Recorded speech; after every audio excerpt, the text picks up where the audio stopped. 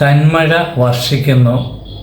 പുറപ്പാടിൻ്റെ പുസ്തകം 9-ാം അധ്യായം 13 മുതൽ 35 വരെയുള്ള വാക്യങ്ങൾ.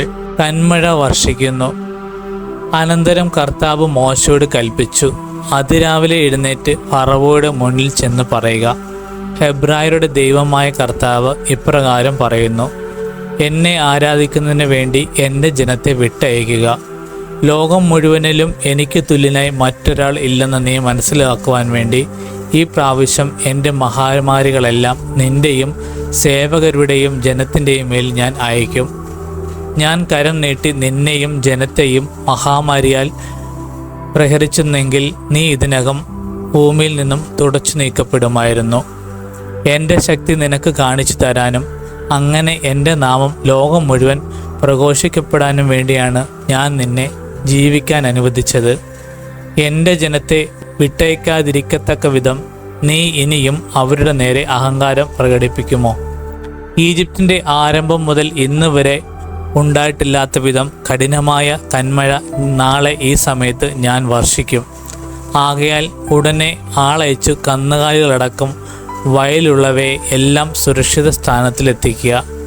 എന്തെന്നാൽ വീട്ടിലെത്തിക്കാതെ വയലിൽ നിൽക്കുന്ന സകല മനുഷ്യരുടെയും മൃഗങ്ങളുടെയും മേൽ കന്മഴ പെയ്യുകയും അവയെല്ലാം ചത്തുപോകുകയും ചെയ്യും. ഫറവോയുടെ സേവകരിൻ കർത്താവിൻ്റെ വാക്കിൽ ഭയപ്പെട്ടവർ തങ്ങളുടെ ദാസരെയും മൃഗങ്ങളെയും വേഗം വീടുകളിലെത്തിച്ചു. എന്നാൽ കർത്താവിൻ്റെ വാക്കിനെ ഗൗനിക്കാതിരുന്നവർ തങ്ങളുടെ ദാസരെയും മൃഗങ്ങളെയും വയലിൽ തന്നെ നിർത്തി. കർത്താവ് മോശയോട് അരുളി ചെയ്തു, നിന്റെ കൈ ആകാശത്തിലേക്ക് നീട്ടുക. ഈജിപ്റ്റ് രാജ്യത്തെങ്ങുമുള്ള മനുഷ്യരുടെയും മൃഗങ്ങളുടെയും വയലിലെ ചെടികളുടെയും മേൽ കന്മഴ പെയ്യട്ടെ. മോശ തൻ്റെ വടി ആകാശത്തിലേക്ക് നീട്ടി. കർത്താവ് ഇടിയും കന്മഴയും അയച്ചു. മിന്നൽ പിണരുകൾ ഭൂമിയിലേക്ക് പാഞ്ഞിറങ്ങി. കർത്താവ് ഈജിപ്തിൽ കന്മഴ പെയ്യിച്ചു.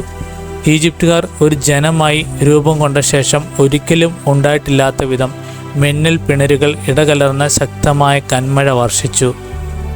അത് ഈജിപ്തിലെ വയലുകളിലുണ്ടായിരുന്ന മനുഷ്യരെയും മൃഗങ്ങളെയും എല്ലാം നശിപ്പിച്ചു. അവിടെ ഉണ്ടായിരുന്ന ചെടികളെയും വൻമരങ്ങളെയും നിശേഷം തകർത്ത് കളഞ്ഞു. ഇസ്രായേൽക്കാർ വസിച്ചിരുന്ന ഗോശനിൽ മാത്രം കന്മഴ പെയ്തില്ല. ഫറവോ മോശയെയും അഹറോനെയും ആളയച്ച് വരുത്തി വിളിച്ചു, ഇപ്രാവശ്യം ഞാൻ തെറ്റ് ചെയ്തിരിക്കുന്നു. കർത്താവ് നീതിമാനാണ്, ഞാനും എൻ്റെ ജനവും തെറ്റുകാരാണ്. ഇടിമുഴക്കത്തിനും കന്മഴയ്ക്കും അറുതി വരാൻ വേണ്ടി നിങ്ങൾ കർത്താവിനോട് പ്രാർത്ഥിക്കുവിൻ. ഞാൻ നിങ്ങളെ വിട്ടയക്കാം. ഇനി നിങ്ങൾ അല്പം പോലും വൈകേണ്ട. മോശ അവനോട് പറഞ്ഞു, ഞാൻ പട്ടണത്തിൽ നിന്നും പുറത്തു കടന്നാലുടൻ കർത്താവിൻ്റെ നേർക്ക് കൈകൾ വിരിച്ച് പ്രാർത്ഥിക്കാം. അപ്പോൾ ഇടിമുഴക്കം അവസാനിക്കുകയും കന്മഴ നിലയ്ക്കുകയും ചെയ്യും. അങ്ങനെ ഭൂമി മുഴുവൻ കർത്താവിനെ താണെന്ന് നീ ഗ്രഹിക്കും. എന്നാൽ നീയും സേവകരും ദൈവമായ കർത്താവിനെ ഇപ്പോഴും ഭയപ്പെടുന്നില്ലെന്ന് എനിക്കറിയാം. കതിരിട്ട ബാർലിയും പുഷ്പിച്ച ചണവും നശിപ്പിക്കപ്പെട്ടു, എന്നാൽ ഗോതമ്പിനങ്ങളിലൊന്നും നശിപ്പിച്ചില്ല, കാരണം അവ വളർച്ച പ്രാപിച്ചിരുന്നില്ല. മോശ ഫറവോയുടെ അടുക്കൽ നിന്നും പുറപ്പെട്ട് പട്ടണത്തിന് വെളിയിലേക്ക് പോയി. കർത്താവിൻ്റെ നേർക്ക് കൈകൾ വിരിച്ച് പ്രാർത്ഥിച്ചു. ഉടനെ ഇടിമുഴക്കവും കന്മഴയും നിലച്ചു. അതിനുശേഷം മഴ പെയ്തില്ല.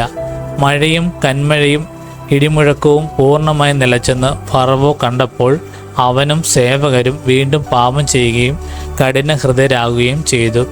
കർത്താവ് മോശയോട് പറഞ്ഞതുപോലെ ഫറവോയുടെ ഹൃദയം കഠിനമായി. അവൻ ഇസ്രായേൽക്കാരെ വിട്ടയച്ചില്ല.